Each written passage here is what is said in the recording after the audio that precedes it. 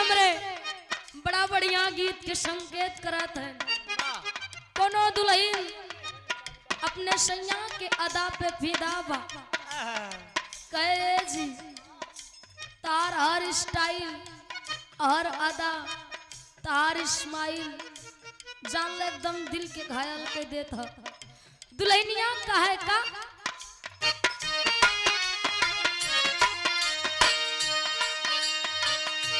झुमका झूलनिया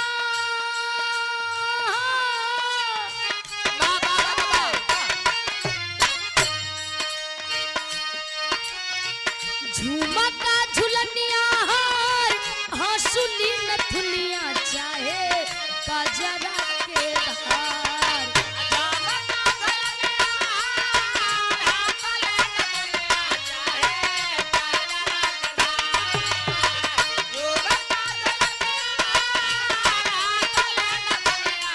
क्या बात है?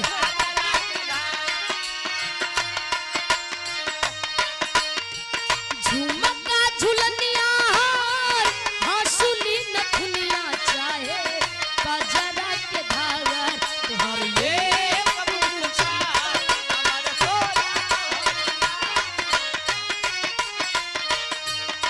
तुम्हारे एक मुस्कान हमर शोरा हो सिंगार राजा शोरा हो सिंगार।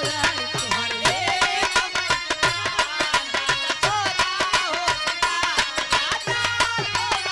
जिया चंचल भैया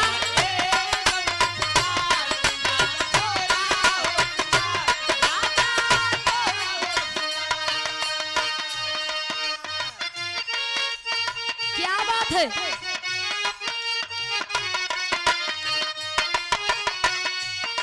कौनो लड़की अपने प्रेम के फोन करा था चंचल भैया तोरन जैसे एक काम तार गड़बड़ बा तार बियाह एक बात चलत ह ओकर बियाह नाय भरा कैमरा लगा बताई दे थे कर ताला लगे रखी बा तो हम अगर एक दाई भौजी के लगे फोन कई दिन तार पलनस कुछ आई होई छै। अब एक खी लगाया झगड़ा मत बाकी है। हाँ भैया बड़ा गद्दारी करत है ने। हाँ उ दुल्हा अपने प्रेमिका के पास फोन करे कहे हेलो बोलो ए जानतनी सुना देखा बियाह जब हमार तार होए तब देखा जाए, लेकिन देखा तो से मिलने के बड़ा मन करता। कहूँ चलिए तो का बेलबेट पे घुमाए दी रेस्टोरेंट शॉपिंग कराए दी। तब लड़कियां कहे देखा सुना बियाह के बात जिन करे हाँ हम कहे मोमन कहे समझे ना अपने मातारी बाप के संस्कारी बिटिया है। कहा है लड़किया का सोरयाना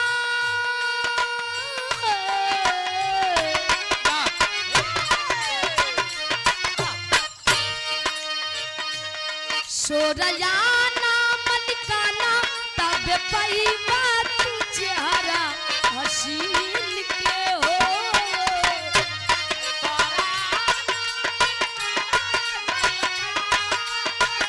क्या बात है?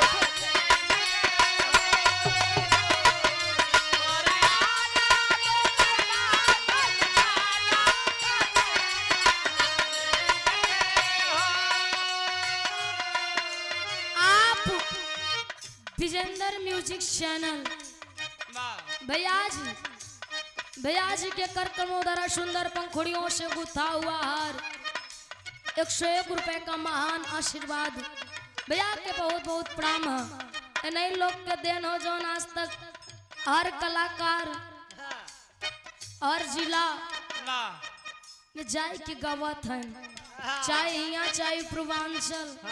ओम शांति ओम जाने दो इशारों को इशारों में समझो राज को राज रहने दो भैया। हाँ कहेगा सोरयाना मलिकाना तब